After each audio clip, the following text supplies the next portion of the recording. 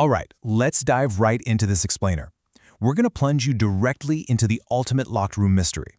We are looking at a scenario that is basically a masterclass in survival, psychology, and those invisible boxes we unconsciously build for ourselves. So, picture this. You wake up in a pitch-black metal box and it's moving up. The air reeks of burnt oil and the chains pulling you are rattling so loudly they're literally vibrating in your teeth. But you know what the absolute most terrifying part is? Your entire personal history is completely wiped. You don't know your parents, you don't know your hometown, you don't even know your own last name. You're a total blank slate. I mean, sure, you still remember how the world works, you know what a hamburger is, you know what snow looks like, but it's a completely surgical, psychological wipe. And then, boom, the doors above you scrape open to this blinding light. You're thrown into a massive stone courtyard, and you're surrounded by dozens of teenage boys just staring down at you. We're going to use this incredible sensory shock, pulled straight from the source material of The Maze Runner, to analyze how humans manufacture order when faced with impossible, terrifying trauma.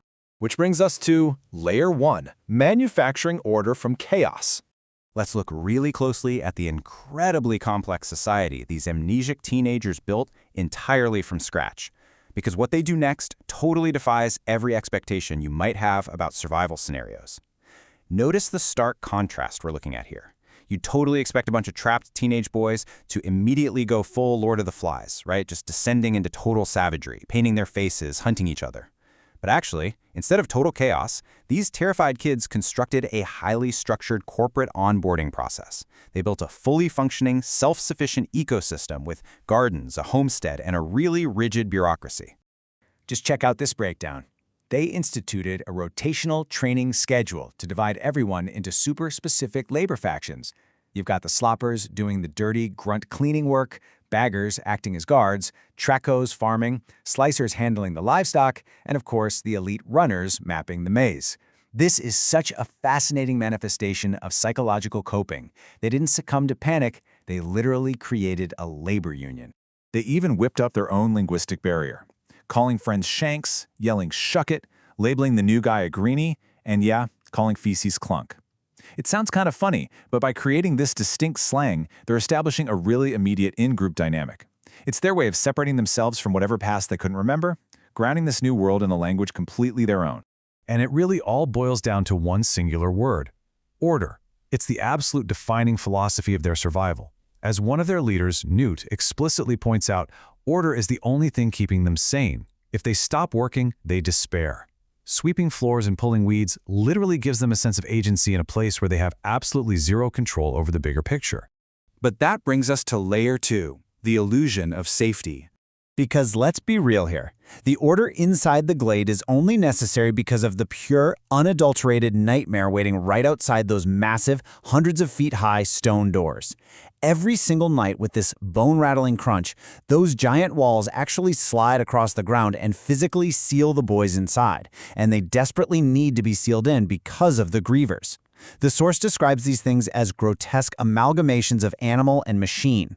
Imagine something the size of a cow, covered in hair and slime, bristling with mechanical arms, saws, shears, and metal spikes that grip the stone to roll forward. They just click, whir, and moan out in the shifting corridors. It is literally a nightmare factory roaming the maze. And this illustrates something super important. The true threat isn't just physical death. If you get pricked by a griever's needle, you undergo something called the changing. Your veins turn green, you writhe in absolute agony, and even if you survive using a special serum, you face a massive psychological violation. The changing brings back these agonizing, fragmented memories of your wiped past, often inducing temporary psychosis. For a lot of them, it's a fate almost worse than the physical danger. So this brings up a genuinely fascinating sociological question. Think about the metaphorical walls in your own life for a second. Have these boys simply institutionalized themselves? By accepting the rules that you only explore by day and hide by night, they've essentially accepted that dying of old age inside a walled garden is way better than risking death for freedom. They prefer the safety of their ignorance over the horrors of seeking the truth. So yeah, the walls keep the grievers out, but they also firmly keep the boys in. Which transitions us right into Layer 3, the breakdown of order. See, an unquestioning routine like theirs is incredibly fragile. It literally only takes a single catalyst to shatter it entirely. That catalyst? A newcomer named Thomas and his unconditioned, inexplicable urge to explore the maze. The very next day after Thomas arrives, the alarm sounds again. This is totally unprecedented. The box delivers the first girl ever sent to the glade. She's comatose, but before she completely collapses, she announces everything is going to change and drops a crumpled note that reads, "She's the last one ever." The ensuing paranoia absolutely proves that a society built purely on routine cannot handle ambiguity. Now, the gladers already know they're being spied on. There are these creepy mechanical lizards scurrying around called beetle blades, stamped with the word wicked, recording their every move. So when Thomas and this girl arrive, breaking literally every established rule, the gladers are pushed right to their breaking point. They have to wonder, is this just a glitch in the system, or is it a deliberate, calculated test by their creators? When routine is broken, fear totally takes the wheel. We see this trauma manifest in its darkest form when a boy named Ben, who is driven psychotic by the changing, tries to murder Thomas. To preserve their fragile order, the leaders enforce banishment. But look at how they actually do it. They use a 20-foot aluminum pole attached to a leather collar to physically push a screaming Ben out into the maze right as the doors shut.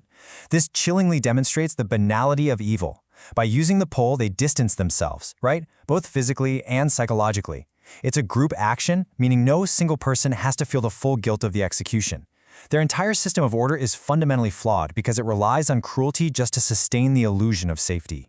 And that fatal flaw sets the stage for Layer 4, overcoming functional fixedness. This is our intellectual climax. It happens at twilight, when the veteran runner Minho is dragging an unconscious leader, Albie, back to the doors. They're moving way too slowly, and the gap is shrinking. Mathematically, it is impossible to make it. This is the exact moment Thomas steps up, squeezes through the closing doors at the very last second, and traps himself in the maze to save them. Once they're trapped out there at night, notice the immediate contrast in behavior. Minho, the expert runner, succumbs entirely to learned helplessness.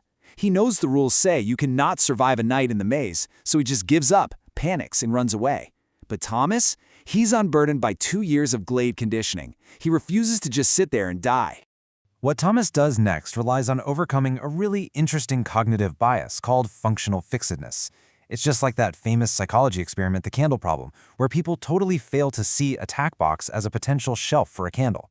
The gladers suffered from that exact same terrible tunnel vision. They spent 2 entire years viewing the maze as a flat, 2D floor plan. They were completely blinded by their own rules and assumptions. But Thomas looks up. I know, it sounds like such a simple act, but it is revolutionary. By overcoming functional fixedness, Thomas realizes the thick decorative ivy covering the massive stone walls isn't just decoration on a boundary, it can be used as rope. Using just unbelievable physical effort, he ties the vines around the unconscious Albie and hoists him 30 feet into the air, successfully hiding him in the foliage. Even with Albie safe, Thomas is still being chased by grievers, and what follows is just a masterful exploit of the enemy's programming. Cornered by 4 monsters, Thomas and Minho run to a sheer drop-off known as the cliff. Using immense nerve, they stand at the absolute edge, lure the grievers to charge in a single file line, and then dive out of the way at the exact last millisecond, kind of like matadors. They use out-of-the-box thinking to turn the grievers' massive momentum and speed, which are usually their greatest strengths, into a fatal vulnerability, sending them plummeting right over the edge. So finally, we arrive at the twist. Prison or training ground? Surviving the night is totally unprecedented, and it triggers a massive paradigm shift for their entire society. It proves that the unbreakable rules they created, those rigid structures they built to protect themselves, were actually the very things keeping them trapped. They were just treading water, assuming that venturing outside their comfort zone meant certain death. But as we wrap up this explainer, let's look at the bigger picture here. Just think about the staggering logistical resources required by their creators, an organization literally named Wicked. They are manufacturing biomechanical monsters, engineering a massive shifting stone maze, performing surgical memory wipes, and synthesizing complex cure serums. That requires immense coordinated resources and a highly specific purpose. So, I'm going to leave you with this chilling thought to reconsider the walls in your own life. What if wicked isn't just an adjective, but an acronym? What if this entire setup wasn't a punishment, but a training ground? If this was all a brutal test of cognitive flexibility, pushing these kids to the absolute limit of human endurance, what kind of nightmare is waiting outside that requires teenagers to be this hardened? Keep questioning the structures and rules around you, and remember, Sometimes the real challenge isn't surviving the box, but finding out who put you there in the first place.